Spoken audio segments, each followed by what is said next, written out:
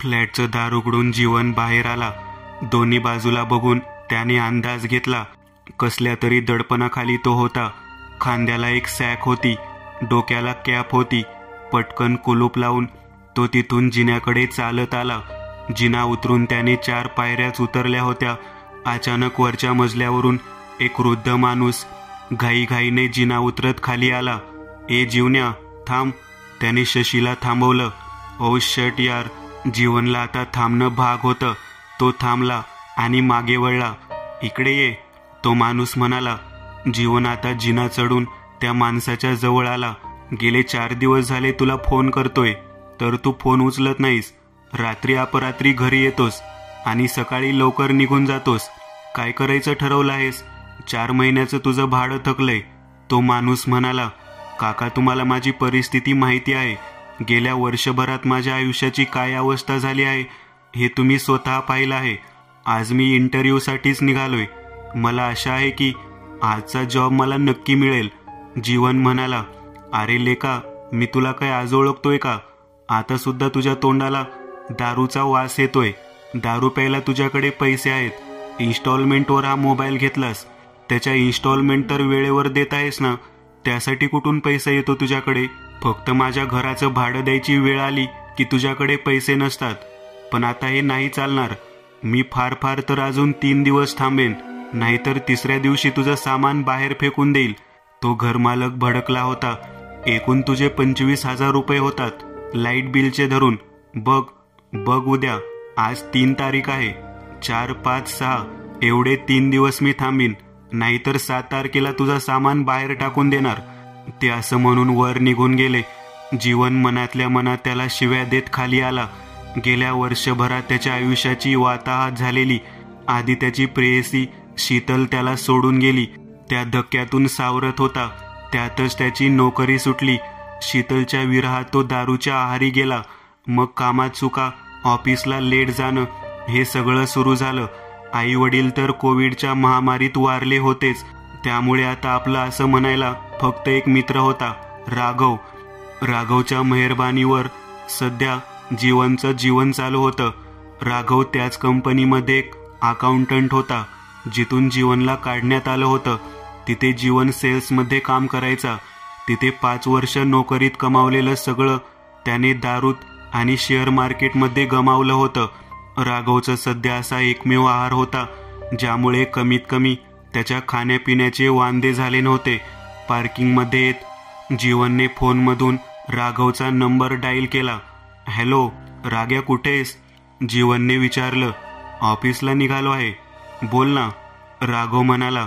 अरे प्रॉब्लेम झालाय. घरमालक भोंडवे भेटला होता. भाडं नाही दिलंस 3 दिवसात तर सामान बाहेर फेकीन म्हणाला. तुझ्याकडे असतील का 25,000? तोंडावर फेकून मारतो लगेच. जीवन म्हणाला. 25,000? नाही रे, एवढे कुठं. फार फार तर 5,000 असतील जे मी तुला देऊ शकेन. राघव म्हणाला. हट, 1,000ने काय घंटा ऐकणार आहे तो? जीवन म्हणाला. जीवन्या, एक सांगू का तुला? राग नको मानू. गेले 5 महिने झाले तू घरी आहेस. माझ्या ओळखीत सुद्धा तुला मी 3 जॉब सांगितले, पण तू काहीतरी कारण देऊन तिथे गेला नाहीस. It's high time. पोटात दाना नसेल तर चालतले का, पण डोक्यावर छप्पर असणं गरजेचं आहे. माझी हालत तुला माहिती आहे. आई वडील गावाला आहेत. बहिणीचं लग्न ठरते, त्यासाठी मला पैसे जमा करावे लागत आहेत. त्यासाठी तर मी एका चाळीच्या 10 बाय 10च्या खोलीत राहतोय. कुठलाच फालतू खर्च करत नाहीये. आता मी तुला एकच मदत करू शकतो. तुला हवं तर तू तो फ्लॅट सोड आणि माझ्या इथे ये. मी तुला आधी पण म्हणालो आहे, पण आता तुला काहीतरी जॉब करावाच लागेल. नुसते हे दारू पिऊन त्या शीतलच्या आठवणीत झुरण्यात आता अर्थ नाही. ती लग्न करून निघून गेलीये. राघव म्हणाला. राग्या, मला उपदेश देऊ नको. पैसे असतील तर ते दे आणि नसतील तर ज्ञान देऊ नको. ज्ञान माझ्याकडे पण खूप आहे. जीवनने उद्धटपणे फोन कट केला. जीवन थोडा पुढे आला. सोसायटीमधून थोडा पुढे आल्यावर तो जवळच असलेला एका दारूच्या गुत्त्यावर आला. आधी ब्लॅक लेबल वगैरे पिणारा तो आता देशी दारू पिऊ लागलेला. दारूचा तो गुत्ता अजून उघडलेला नव्हता. काही वेळ तो जरा बाहेर उभा राहिला. समोरच एक टपरी होती. तिथं येत त्याने बिडी बंडल घेतलं. बिडी ओढत तो कसला तरी विचार करत होता. बाजूला एक धूळ खात उभी असलेली एक व्हॅन उभी होती. त्या व्हॅनवर एक पॅम्पलेट चिकटवलेलं त्याला दिसलं. चकचकीत रंगात छापलेलं ते पॅम्पलेट. आता तो त्या व्हॅनच्या जवळ जाऊन वाचू लागला. नोकरी मिळत नाहीये, कर्ज वाढत चाललंय, विवाह संबंधात अडचणी येत आहेत, गमावलेलं प्रेम परत मिळवायचं आहे, यश मिळत नाहीये, सगळे उपाय करून झालेत पण तरीही यश नाही. मग आता एक शेवटचा पर्याय, आजच भेटा. ज्योतिषाचार्य श्रीधर गोगावले. 3 दिवसात खात्रीशीर निराकरण, कोणतेही शुल्क नाही, सगळे उपाय अगदी मोफत सांगण्यात येतील. अशी कोणतीही समस्या नाही ज्यावर उपाय नाही. आजच आपली जन्मपत्रिका घेऊन भेटा खालील पत्त्यावर. पत्रिका बनवलेली नसेल तर ती केवळ 20 रुपये शुल्क घेऊन लगेच बनवून देण्यात येईल.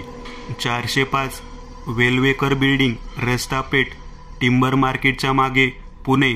कोणताही दूरध्वनी क्रमांक त्या पूर्ण पॉम्पलेटवर लिहिलेला नव्हता. ते पॅम्पलेट वाचून त्याला जरा आशा दिसू लागली.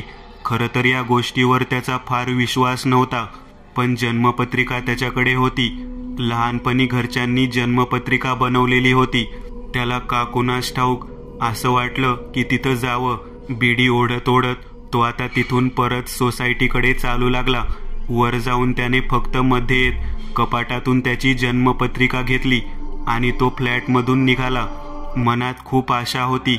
त्या पॅम्पलेटवर लिहिलेली प्रत्येक समस्या त्याच्या जीवनात सुरू होती, फक्त विवाह सोडून. पण तिथे जायचं कसं? खिशात जेमतेम 200 रुपये शिल्लक आहेत. या 200 रुपयात मला आजच्या दिवसाच्या दारू आणि जेवणाची सोय भागवायची आहे. त्यात तिथे काही पैसे द्यावे लागले तर? मला जायचं आहे तिकडे, पण आता पैशाचं गणित कसं बसवू? रस्ता पेठ म्हणजे बसने गेलो तर 20 रुपये जायला, 20 रुपये यायला. काय करू आता? जीवन 2 मिनिट विचारात पडला आणि तितक्यात त्याच्या मोबाईलचं नोटिफिकेशन वाजलं. त्याने मोबाईलच्या स्क्रीनवर बघितलं. राघवने त्याला 1000 रुपये ट्रान्सफर केले होते आणि सोबत एक मेसेज होता. मी जे बोललो त्याचा तुला राग आला असेल तर आय एम सॉरी, पण सध्या तरी मी फक्त आता एवढीच मदत करू शकतो. या 1000 रुपयाने तुझी समस्या सुटणार नाही, पण माझी एवढीच ऐपत आहे. तो मेसेज वाचून जीवनच्या चेहऱ्यावर हास्य उमटलं. याला म्हणतात संयोग. म्हणजे देवाचीच इच्छा आहे की मी तिथं जावं, काहीतरी मोठं घडणार आहे हा संकेत आहे. तो मनोमन खुश झाला आणि लगेच तिकडे जायला निघाला. त्याने कात्रजवरून बस पकडली. अर्धा पाऊण तासाच्या प्रवासात तो हा विचार करत होता की बरोबर मला त्या ज्योतिषकडे जायचं होतं आणि त्याच वेळी राघवकडून मला पैसे आले. वास्तविक काही वेळापूर्वीच राघवचं आणि माझं भांडण झालेलं, पण तरीही राघवने मला कसलाही विचार न करता 1000 रुपये पाठवले. हा साधासुद्धा योगायोग असणे शक्यच नाही. यात कुठेतरी नशिबाचा एक संकेत मला दिसतोय. बऱ्याच जागा, गोष्टी आपल्याला स्वतःकडे बोलावून घेतात. आपल्याला वाटत असतं की आपण तिथे चाललो आहोत, पण खरं तर त्या जागेने, त्या वस्तूने आपल्याला स्वतःकडे आकर्षित केलेलं असतं. बघू आता काय होतंय पुढे, तो स्वतःशीच म्हणाला. या सगळ्यात एक गोष्ट चांगली झाली होती, ती म्हणजे त्याच्या डोक्यात सतत असलेला दारू प्यायचा विचार नाहीसा झालेला. नाहीतर इतर वेळा सकाळी उठल्यापासून ते रात्रीपर्यंत त्याचं शरीर, मन, मेंदू केवळ आणि केवळ दारू मागत राहायचा. पण आज जवळपास 1.5-2 तास होत आलेला तो सकारात्मक विचारांमध्ये व्यस्त होता. चला रस्ता पेठ, कंडक्टरचा आवाज आणि बसची घंटी या दोन्ही गोष्टी एकाच वेळी त्याच्या कानावर पडल्या आणि तो भानावर आला. त्याला इथेच उतरायचं होतं. तो त्याच्या सीटवरून उठला. पुढच्या दरवाजाने खाली उतरला. इकडे तिकडे बघत तो टिंबर मार्केटच्या बाजूने चालत मार्केटच्या मागच्या बाजूला चालत आला. एकतर शहरातील मुख्य वस्ती, त्यामुळे माणसं आणि वाहनांची वर्दळ होतीच. विचारत विचारत तो आता टिंबर मार्केटच्या मागच्या बाजूला आला आणि समोर त्याला वेल्लेकर बिल्डिंग दिसली. ते बिल्डिंगमध्ये तळमजल्यापासूनच दुकानांची रांग दिसायला सुरुवात झाली होती. तर मजल्यावर मोबाईल, कपडे, दुचाकीचे स्पेअर पार्ट, टेलरिंगची दुकान होती. इमारत जुनाट होती. इमारतीचा रंग उडालेला होता. जीवन चालत आता लिफ्ट जवळ आला. लिफ्ट देखील जुनाट होती. आता असतात तशा ऑटोमॅटिक उघडणारे आणि ऑटोमॅटिक बंद होणारे दरवाजे असलेली ती लिफ्ट नव्हती. जाळीचा लोखंडी दरवाजा बाजूला सरकवत तो लिफ्टमध्ये शिरला. दार बंद करून त्याने 4 नंबरचं बटन दाबलं. लिफ्ट आता तिथून वर निघाली. इकडे तिकडे बघत असताना जीवनची नजर खाली गेली आणि एक धक्का बसला. त्याच्या पायापासून काही सेंटीमीटरवर 500ची एक नोट आणि 10ची एक नोट पडलेल्या होत्या. अशा कडकीमध्ये असे पैसे सापडणं म्हणजे चमत्कारिकच होतं. त्याने पटकन वाकून त्या नोटा उचलल्या. 10च्या त्या करकरीत नोटावर गुड लक असं लिहिलेलं होतं. ती नोट त्याने कधी खर्च करणार नाही असं मनातच ठरवलं. तो मनातून खूप उल्हासित झाला. काहीतरी चांगलं होणार ही भावना आता आणखीनच भक्कम झाली. लिफ्ट 4थ्या मजल्यावर येऊन थांबली. तो बाहेर आला. लिफ्टचं दार बंद केलं. त्याने इकडे तिकडे बघितलं. जुनाट रंग उडालेल्या भिंती, कोपऱ्या कोपऱ्यात पानाच्या पिचकाऱ्या, कोपऱ्या कोपऱ्यात जमा असलेला कचरा, अशी ती मजल्याची अवस्था होती. भिंतीवर एक बाणाचं चिन्ह होतं. ज्योतिषाचार्य ऑफिसकडे असं लिहिलेलं. मजल्यावरची जवळपास ऑफिस बंदच होती. जीवन आता चालत त्या दिशेला आला. डावीकडे वळत त्याने समोर पाहिलं. काचेचा एक दरवाजा होता. तो दरवाजा जवळ आला आणि त्याने नॉक केलं. पुढच्या क्षणी दार उघडलं. समोर एक सुंदर तरुणी उभी होती. अंगावर पांढरी वस्त्र, मोकळे केस, गोरा वर्ण, गालावर तीळ, लाल लिपस्टिक लावलेले मादक ओठ, अंगापिंडाने जरा भरलेली अशी ती खूपच मादक दिसत होती. नमस्कार, मला ज्योतिष गोगावले यांना भेटायचं आहे, जीवन म्हणाला. तिच्याकडे बघत तो म्हणाला, या इथे बसा, ते तुम्हाला बोलावतील. तिच्या चेहऱ्यावर असलेलं ते चिकटवलेलं स्मित गूढ वाटत होतं, कारण ते स्मित हास्य तसंच स्थिर ठेवून ती फिरत होती. ती आत जातानाही तिच्या चेहऱ्यावरती स्मित हास्य तसंच होतं आणि तेवढंच होतं. तो आत आलेला आणि रिसेप्शन काउंटरजवळ असलेल्या एका जुनाट लाकडी बाकावर बसलेला. 5 मिनिट झाली. ती आतील पॅसेजमधून येताना दिसली. समोर एक दार उघडून ती बाहेर आली. सर, जरा माझ्यासोबत या, ती म्हणाली. तो उठून तिच्या मागे चालत रिसेप्शन काउंटरच्या मागे असलेल्या दरवाजातून आत गेला. आत एक लहान खोली होती. तिथे आणखी एक टेबल होतं आणि बाजूला एक खुर्ची, एक लोखंडी कपाटही होतं. त्या कपाटात हात घालत तिने एक फॉर्म बाहेर काढला आणि त्याच्या समोर ठेवला. अजूनही तिचं ते चिकटवलेलं स्मित तसंच होतं. त्यामागे नक्की काय रहस्य होतं ते जीवनला सतावत होतं. हा फॉर्म भरा आणि खाली सही करा, ती म्हणाली. त्या फॉर्ममध्ये सुरुवातीला काही सामान्य प्रश्न होते, जसं की नाव, पत्ता, वैवाहिक स्थिती, जन्मवेळ, जन्म ठिकाण, जन्मतारीख वगैरे. पण खालचे काही प्रश्न वेगळेच होते. जसं की एक प्रश्न होता, हयात असलेले नातेवाईक, त्यांचे नंबर, ब्लड ग्रुप, व्यसन, सोशल मीडिया वापरता का, वापरत असाल तर कोणते ॲप वापरता, त्याची ID, बँक डिटेल्स, शाखा, फोन कोणत्या कंपनीचा वापरता, फोनचा IMA नंबर काय असेल. विचित्र प्रश्न पाहून तो जरासा विचारात पडला. मॅडम, हे खाली जे काही प्रश्न आहेत ते कशासाठी आहेत? माझ्या फोनचा IMEI नंबर मला कसा ठाऊक असेल आणि सोशल मीडियाच्या ID बद्दलची माहिती का विचारली जात आहे? हयात असलेले नातेवाईक आणि मोबाईल नंबर ही माहिती का विचारली आहे इथं? जीवन त्या मुलीला म्हणाला. सर, ज्या प्रश्नांची उत्तरं देणं अवघड वाटत आहे ते प्रश्न ब्लँक ठेवा. कोणतीही सक्ती नाही, पण ज्योतिषाचार्य याच माहितीवरून असे काही साधे उपाय देतील की तुम्हालाही लगेच त्याचा फरक जाणवेल, ती म्हणाली. बरं, मी शक्य आहे तेवढी उत्तरं लिहितो, जीवन म्हणाला. त्याने तो फॉर्म भरला आणि तिला दिला. तुम्ही इथेच बसा, मी आलेच. ती फॉर्म घेऊन त्या खोलीतून बाहेर निघून गेली. जीवन काही वेळ त्याच खोलीत बसून होता. 5 मिनिटात ती परत आली. तिच्या हातात आता एक बायोमेट्रिक मशीन होतं. अगदी लहान असं, कंपनीमध्ये एम्प्लॉय पंच करतात तसं ते मशीन दिसत होतं, पण फिंगरप्रिंट स्कॅनर लोखंडी खडबडीत असं होतं. सर, या इथे तुमच्या उजव्या हाताचा अंगठा टेकवा आणि दाबा, ती म्हणाली. जीवन जरासा गोंधळला, पण तिला जास्त काही न विचारता त्याने तिथे अंगठा टेकवला. अंगठ्याला काहीतरी टोचल्यासारखं झालं आणि जीवनने हात काढून घेतला. एक थेंबभर रक्त त्याच्या बोटातून आलं. हे काय नॉनसेन्स आहे? काहीतरी टोचलं माझ्या बोटाला. हे बघा, रक्तही येतंय. अंगठा तोंडात धरत तो उठून उभा राहिला. जरासा भडकला होता आता तो. सॉरी सर, ते मशीन जरा खराब झालेलं दिसतंय.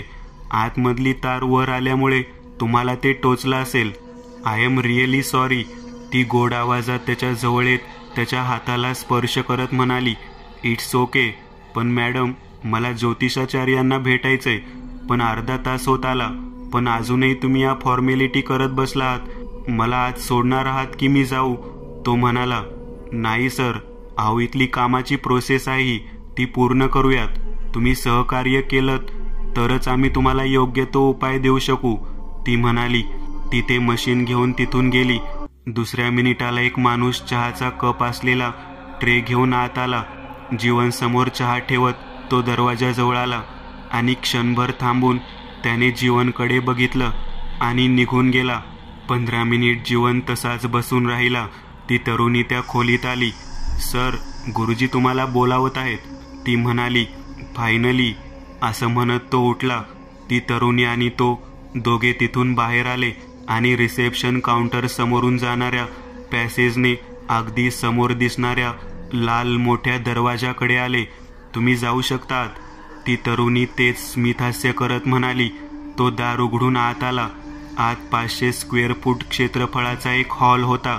आकर्षक रंगरंगोटी केलेला, जागोजागी प्रकाशमय बल्ब, छताला एक मोठं झुंबर, भिंतीवर वेगवेगळी विचित्र पोस्टर्स, फ्रेम्स, ज्योतिषशास्त्रीशी संबंधित काही चित्र, असं सगळं काही होतं. आणि खोलीच्या समोरच्या भिंती शेजारी एक पांढरी गादी आणि त्यावर मस्त टेकून बसलेला एक व्यक्ती दिसत होता. त्याने अंगावर लाल रंगाचा चकचकीत कुर्ता घातलेला आणि त्याच रंगाची एक सलवार होती. डोळ्याला गोल्डन फ्रेमचा एक चष्मा होता. पूर्ण पिकलेले पांढरे घनदाट केस, भोवया देखील पूर्णपणे पिकलेल्या आणि मिशी देखील पूर्णपणे पिकलेली, वजन ढेर सुटलेली. हातात वेगवेगळ्या रत्नांच्या सोन्याच्या अंगठ्या, हातात एक तसंच सोन्याचं जेम स्टोन्सने मडलेलं ब्रेसलेट, गळ्यातही बऱ्याच सोन्याच्या साखळ्या आणि गोफ घातलेले. चेहऱ्यावर एक तेज होतं. प्लीज कम इन मिस्टर जीवन, त्याने जीवनला बघताच आवाज दिला. काही क्षणापूर्वी तो काही पत्रिका आणि फॉर्म बघण्यात व्यस्त होता. बहुतेक तो जिवंत आज फॉर्म वाचत होता. जीवन त्याच्या दिशेला चालत आला. त्या जमिनीवर पसरलेल्या लांब गादीवर जीवनला त्याने बसायचा इशारा केला. नमस्कार, जीवन म्हणाला. शुभम भवतु. जीवन, मी तुमचाच फॉर्म वाचत होतो. तुम्ही तुमची जन्मतारीख, जन्मवेळ आणि जन्म ठिकाण यात जे लिहिलं आहे त्यानुसार तुमची राशी मिथुन आहे, बरोबर? नक्षत्र मूळ, नाडी आद्य आणि गण मनुष्य, बरोबर? त्याने जीवनला विचारलं. हो हो, अगदी बरोबर. जीवनला त्याच्या ज्योतिष विद्येवर विश्वास बसू लागला होता. बरं, मला तुमची पत्रिका जरा देता का बघायला? म्हणजे जर तुम्ही सोबत आणली असेल तर, तो माणूस म्हणाला. जीवनने सॅकमधून ती पत्रिका बाहेर काढत त्या माणसासमोर ठेवली. ती पत्रिका त्याने हातात घेतली, कपाळाला लावली आणि पत्रिका उघडली. पत्रिका बघत बघत आता त्याने शेवटचं पान उलटलं आणि पत्रिका जीवनकडे दिली. बाजूला ठेवलेला एक कोरा कागद त्याने हातात घेतला आणि तो त्या कागदावर काहीतरी भराभरा लिहू लागला. 2 मिनिट तो ते लिहित राहिला आणि त्यानंतर त्याने चष्मा काढून बाजूला ठेवला. तर तुमच्या जीवनात सध्या खूप कठीण काळ सुरू आहे. कोणतं तरी खूप मोठं दुःख आहे, ज्यामुळे तुम्ही एका नैराश्यात आहात. पत्रिका बघून अजून एक गोष्ट समजत आहे, ती म्हणजे मातृ आणि पितृशोक तुम्हाला गेल्या 4-5 वर्षात झालेला आहे. शिवाय आर्थिक परिस्थितीही खूपच खराब आहे. आता तुम्ही म्हणाल की हे तर तुम्ही त्या फॉर्मवरूनच बघून सांगत असाल, तर तसं वाटणं स्वाभाविक आहे. पण आता भूतकाळात जे झालं त्यावर मी काहीही सांगितलं तरी तुम्हाला तो बनावट वाटू शकतो. त्यामुळे आता भूतकाळाबद्दल बोलणं मी सोडून देतो आणि तुम्हाला तुमच्या भविष्याबद्दल अवगत करतो. इतका वेळ अतिशय सामान्य आवाजात बोलणाऱ्या त्या माणसाचा आवाज आता अचानक बदलला. मगाशी त्याचा नॉर्मल पट्टीमध्ये असलेला आवाज अचानक खूपच राकट आणि घोगरा झालेला. मगाशी सामान्यरित्या सुरू असलेले त्याचे श्वास आता म्हणता म्हणता खूपच संथ होऊ लागले. श्वास घेताना त्याचे डोळे मोठे व्हायचे. हळूहळू त्याचे डोळे देखील आता लाल होऊ लागले. त्याचं ते क्षणभरात बदललेलं रूप जीवनला विचित्र वाटू लागलं. येत्या 3 दिवसात तुमचं संपूर्ण आयुष्य बदलून जाणार आहे. तुमच्या नशिबात थेट राजयोग येणार आहे. तुमची पत्रिका तुमच्या कपाळावरच्या रेषा बघून मी खात्रीने सांगतोय, पुढच्या 3 दिवसात तुम्हाला फक्त एकच गोष्ट पाळायची आहे. ती म्हणजे कोणत्याच गोष्टीला नकार द्यायचा नाही, प्रत्येक गोष्टीसाठी होकार द्यायचा. अगदी लहानातली लहान गोष्ट असू दे, कोणत्याच गोष्टीसाठी नकार द्यायचा नाही. फक्त एवढंच करायचं. हे जर तुम्ही केलं तर तुम्ही कल्पनाही केली नसेल इतकं ऐशारामात जगायचा योग तुमच्या आयुष्यात चालून येणार आहे. फक्त 3 दिवस मी सांगितला तो नियम लक्षात ठेवायचा. पण एक सांगतो, जर तुम्ही कोणत्या गोष्टीला नकार दिलात तर मग गोष्टी वेगळं वळण घेऊ शकतात, काहीतरी वाईट घडू शकतं. एकच सांगतो, तुमची पत्रिका खूप दुर्लभ आहे. अशी पत्रिका मी 17 वर्षापूर्वी बघितली होती.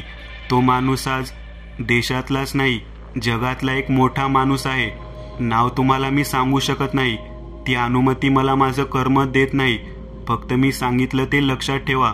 शेवटचं वाक्य बोलता बोलता त्या माणसाचा आवाज आता पुन्हा एकदा सामान्य झालेला. त्याचे लालबुंद डोळे पुन्हा एकदा पूर्ववत झाले होते. काही शंका आहे का तुम्हाला? असल्यास विचारू शकता, तो जीवनकडे बघत म्हणाला. अंगावर आलेला शहारा लपवत जीवन बोलू लागला. नाही, मला कोणतीच शंका नाही. जीवनला त्याचं ते म्हणणं चांगलंच समजलं होतं. त्याच्या मनात ती गोष्ट घर करून राहिली होती. ठीक आहे, तुम्ही निघू शकता, तो म्हणाला. आता जीवन नमस्कार करून तिथून उठला आणि तिथून बाहेर आला. बाहेर रिसेप्शनवरती एक माणूस बसला होता. पांढऱ्या रंगाचा सफारी सूट, हातात एक महागडा आयफोन, हातात सोन्याचा ब्रेसलेट, सोन्याच्या अंगठ्या आणि गळ्यात सोन्याचा गोप. अतिशय श्रीमंत असा तो माणूस दिसत होता. इतका मोठा माणूस यांच्या इथे येतोय म्हणजे खरंच हा ज्योतिषी खोटं सांगत नव्हता. इथे येऊन या माणसाचं देखील काहीतरी कल्याण झालं असणार, त्याशिवाय तो कशाला इथे येईल? जीवन स्वतःशीच म्हणाला. विचार करता करता तो तिथून बाहेर पडला. त्या ज्योतिषाने सांगितलेला तो नियम त्याच्या अगदी डोक्यात फिट बसला होता. कोणत्याही गोष्टीला नकार द्यायचा नाही, फक्त आणि फक्त यस म्हणायचं. तो आता लिफ्ट जवळ येऊ लागला. लिफ्ट खालच्या मजल्यावर होती. ती त्याने बटन दाबत वर बोलावली. लिफ्टने तो आता इमारतीतून खाली आला. काही अंतर पुढे चालत येतो तो मार्केटच्या बाहेर आला. समोरच त्याला एक बार दिसला. दारूची तल्लप झाली होती. रस्ता क्रॉस करून तो आता बारच्या जवळ आला. अहो दादा, मागून त्याला कोणीतरी आवाज दिला. त्याने मागे वळून बघितलं. एक मध्यमवयीन माणूस उभा होता. एक अतिशय मळकट असा पांढरा सदरा आणि पांढरा पायजमा, पायात एक कोल्हापुरी चप्पल, खांद्याला एक पिशवी होती आणि त्याच्या बाजूला एक मळकट अशा नऊवारी साडीमध्ये एक बाई देखील उभी होती. चेहऱ्यावर खूप चिंता दिसत होती. बोला, जीवनने विचारलं. दादा, आम्हाला साताराला जायचं आहे. आम्ही इथं मार्केट यार्डमध्ये भाजीपाला विकायला आलो होतो, पण गर्दीत कुणीतरी बटवा मारला. सगळे पैसे त्यात गेलं की आता घरी जायला बी पैसा नाही. काही मदत होईल का? 100-200 100-200 बी भेटलं तरी लई झालं. तो माणूस आता हात जोडत म्हणाला. पुण्यात या अशा गोष्टी सांगून पैसे कमावणारे आणि लोकांना गंडवणारे बरेच लोक फिरतात. जीवनला देखील हे माहिती होतं, पण ज्योतिषाने त्याला जो नियम सांगितला होता त्या नियमाचं उल्लंघन तो करू शकत नव्हता. हो, देतो, थांबा, असं म्हणत त्याने खिशात हात घातला आणि त्याला लिफ्टमध्ये सापडलेली ती 500ची नोट त्याच्या हाताला आली. मनावर दगड ठेवून त्याने ती 500ची नोट त्या माणसाच्या हातात टेकवली. अहो, 200च पाहिजे होते साहेब, तो माणूस म्हणाला. असू दे. जीवनने बारकडे वळणारी पावलं उलट दिशेला फिरवली, कारण त्या 500 रुपयामधूनच तो दारू पिणार होता. धन्यवाद दादा, तुम्ही खरंच देव माणूस आहात. त्या जोडप्याने हात जोडले. जीवनने त्या दिशेला न बघता तो सरळ आता फुटपाथने बस स्टॉपच्या दिशेने चालू लागला. एक 10 पावलं तो पुढे आला असेल आणि अचानक मागून त्याला कोणीतरी आवाज दिला. Excuse me, hello. त्याने मागे वळून बघितलं आणि क्षणभर काहीच समजेनासं झालं. मागे ते जोडपं उभं होतं आणि त्या जोडप्याच्या बाजूला 3-4 तरुण उभे होते. जीवनला सुरुवातीला काही समजलं नाही. आता ते सगळेजण चालत जीवनच्या दिशेला येऊ लागले. सर, ॲक्च्युली आमचा एक यूट्यूब चॅनल आहे, एव्हरी लाईफ मॅटर्स. आम्ही एक सोशल एक्सपेरिमेंट करत होतो. ते बघा तिकडे, आमचे कॅमेरामन आहे. तो आता जे काही घडलं ते रेकॉर्ड केलं जात होतं. आम्हाला बघायचं होतं की किती माणसं अशी माणुसकी दाखवून मदत करतात. आज हा एक्सपेरिमेंट आम्ही जवळजवळ 20 लोकांसोबत केला. त्या 20 लोकांमध्ये तुम्ही एकमेव असे व्यक्ती आहात ज्याने कसलाही पुढचा मागचा विचार न करता एका संकटात सापडलेल्या जोडप्याला थेट 500 रुपयांची मदत केली. हे तुमचे 500 रुपये आणि 5,000 रुपये जे आम्ही तुम्हाला देऊ इच्छितो. एक चांगलं काम तुम्ही केलं, त्यासाठी हे छोटंसं गिफ्ट. तो तरुण जीवनला म्हणाला आणि जीवन चक्रावून गेला. ज्योतिषाने सांगितलेल्या नियमाचे पालन केल्यावर घडणारा पहिला चमत्कार होता हा.